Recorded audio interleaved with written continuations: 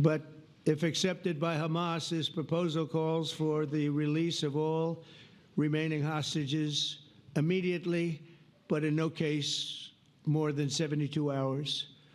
So the hostages are coming back, and I hate even saying this from the standpoint, doesn't sound right, but it is so important to the parents. The bodies of the young men, I believe in almost all cases, the young men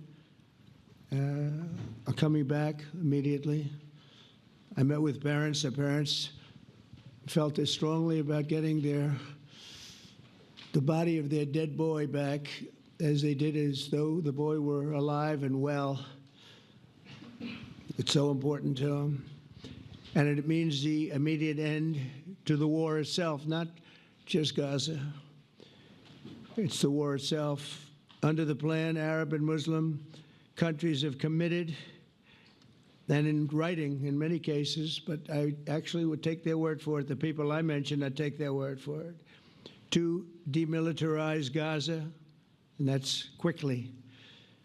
Decommission the military capabilities of Hamas and all other terror organizations. Do that immediately. And we're relying on the countries that I named and others to deal with Hamas. And I'm hearing that Hamas wants to get this done too, and that's a good thing. And destroy all terror infrastructure, including the tunnels, weapons, production facilities. They have a lot of production facilities that we're destroying.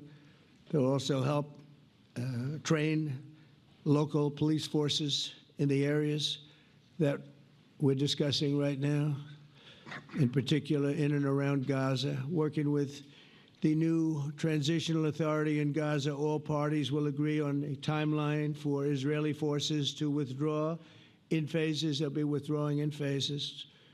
No more shooting, hopefully, as progress is made toward achieving these goals.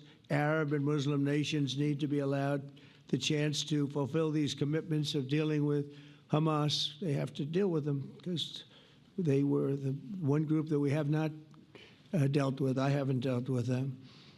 But the Arab countries are going to, and Muslim countries are going to be dealing with Hamas, and I believe they've already been there. I think they probably have an understanding, and they haven't maybe mentioned that, but I would imagine they do, otherwise they wouldn't have gone as far as they've gone.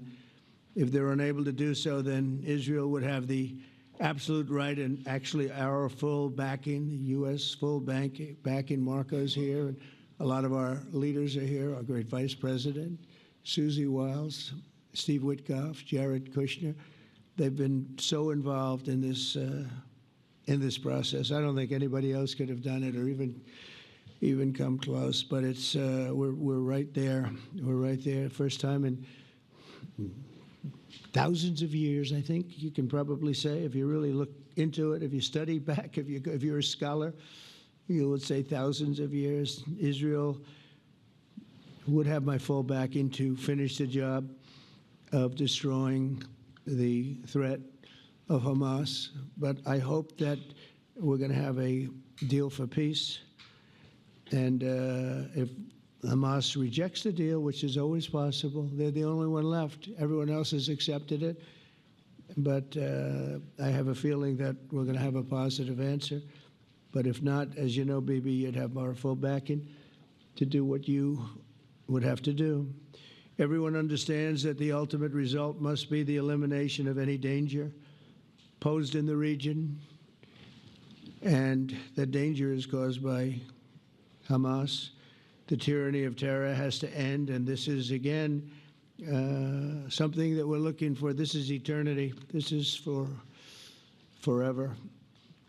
To ensure the success of this effort, my plan calls for the creation of a new international oversight body, the Board of Peace, we call it, the Board of Peace, sort of a beautiful name, the Board of Peace, which will be headed, not at my request, believe me, I'm very busy, but we have to make sure this works. The leaders of the Arab world and Israel and everybody involved asked me to do this, so it would be headed by a gentleman known as President Donald J. Trump of the United States. That's what I want, is some extra work to do, but it's so important that I'm willing to do it.